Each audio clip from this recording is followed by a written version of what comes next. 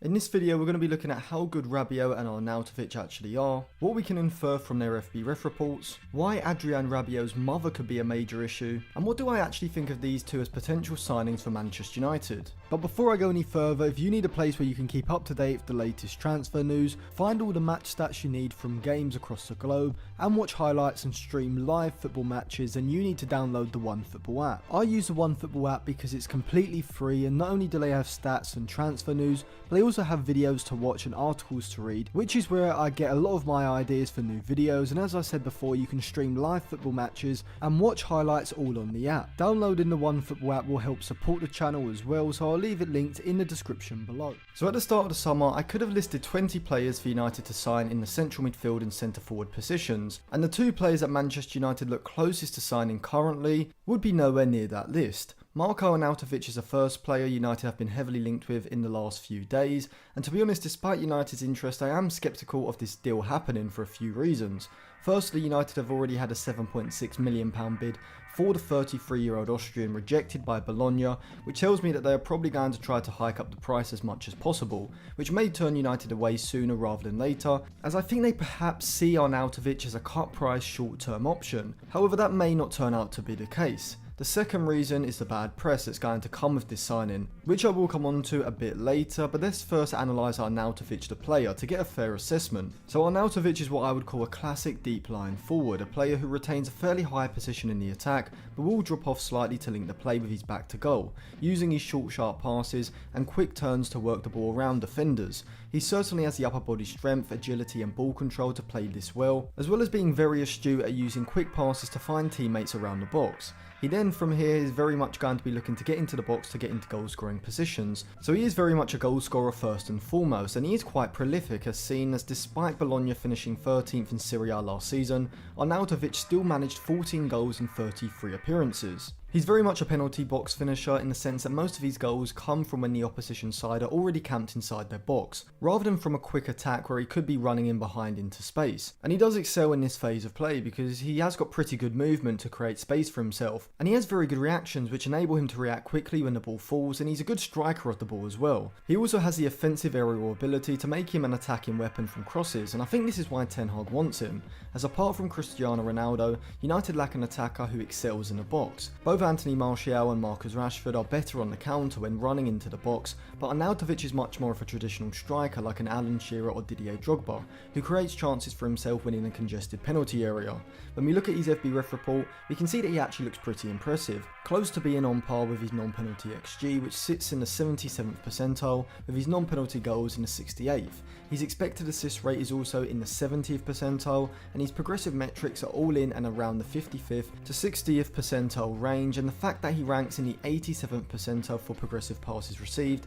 shows that he is capable of being the focal point of the attack, and being that player who can drop off, receive progressive passes from the midfield into his feet, which can allow United to link the attack between the middle and final thirds. However, what I would say is that these numbers are good but not great, and certainly not the level United need as their starting striker, so it does seem very much like Arnautovic is coming in to be United's second or third choice striker after Ronaldo and Martial, and will very much be the player brought off the bench when United need a goal. Under usual circumstances, I quite like this move. It would be a short-term contract for a veteran player who without doubt still has the quality, and most importantly brings the goal-scoring ability into a squad that desperately lacks it. He would suit the role that he would be required to play, not just being a penalty box merchant either, actually being very good at linking the play outside of the box too. However, Arnautovic, like Rabiot, would bring a fiery personality and toxicity to a dressing room that is already brimming with it. To me, Arnautovic would be a fantastic signing for a mid-table bottom half Premier League side, where he can be the main man, a big fish in a small pond,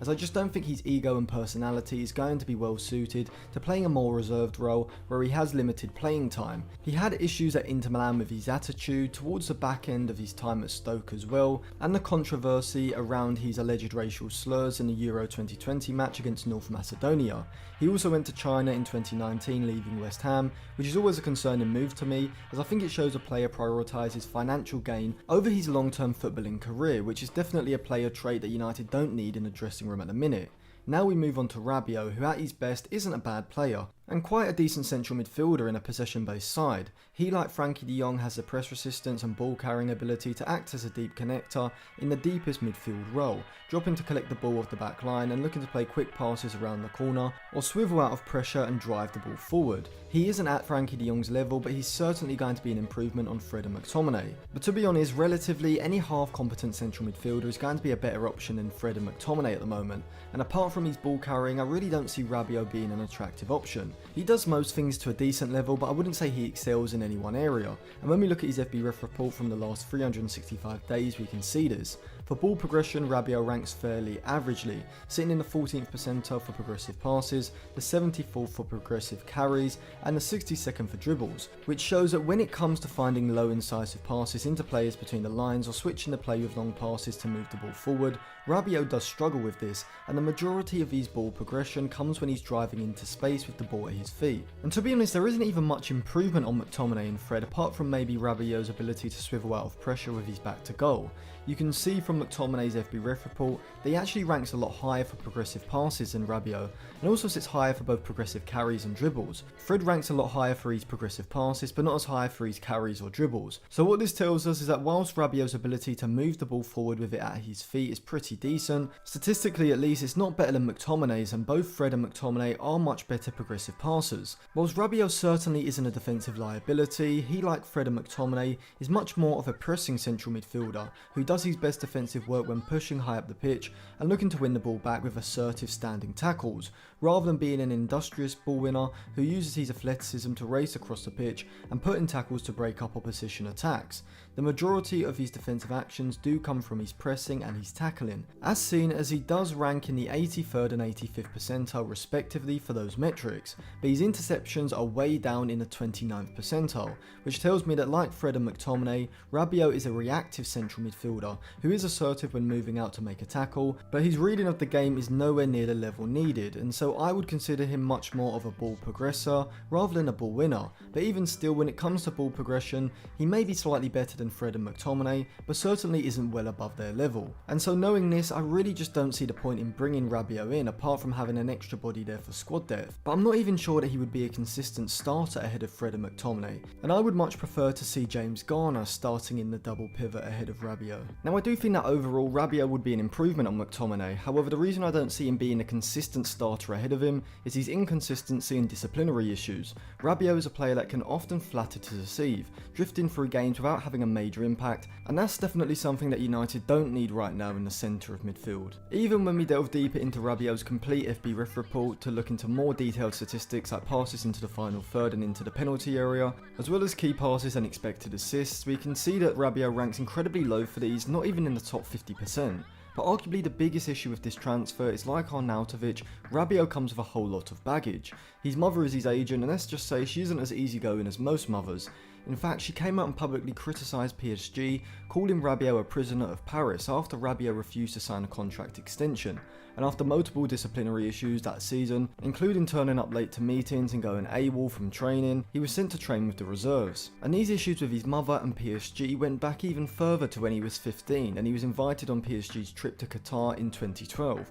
but he withdrew from the squad after the club refused to allow his mother to accompany him on a tour. During a loan spell at Toulouse, head coach Alain Casanova admitted that he did reject Rabiot's mother's request to be allowed to attend every first team training session. A few years later, when Rabiot was beginning to burst into the first team setup at PSG in 2014, head coach Laurent Blanc was confronted by Rabiot's mother, who was angry that her son had been demoted to what she deemed the reserve side, and security had to be called after Veronica Rabiot waited in the parking lot for Blanc in order to express her dissatisfaction. She also snuck into a training camp in Doha during Rabiot's time at PSG, despite family members being banned from the trip. And these issues aren't solely limited to PSG, as Rabiot was put on the standby list after failing to make it into the main French squad for the 2018 World Cup. He wrote to the Football Federation of France and Deschamps asking to be removed from the list, and Deschamps was reportedly shocked by Rabiot's decision, but he was eventually recalled for the Euros in 2021. After France's 3-3 draw then at Euro 2020 in 2021 against Switzerland,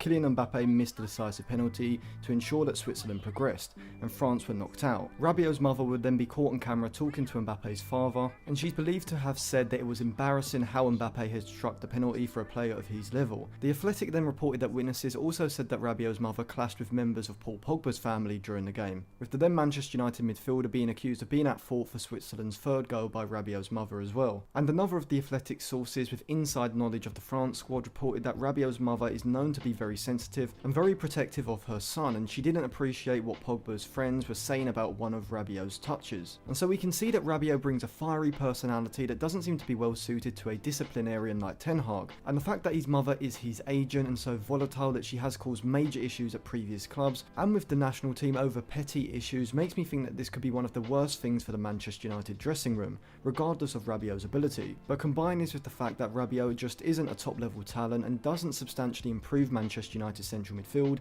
and it just seems like a transfer that is a recipe for disaster. The reported fee is around £15 million,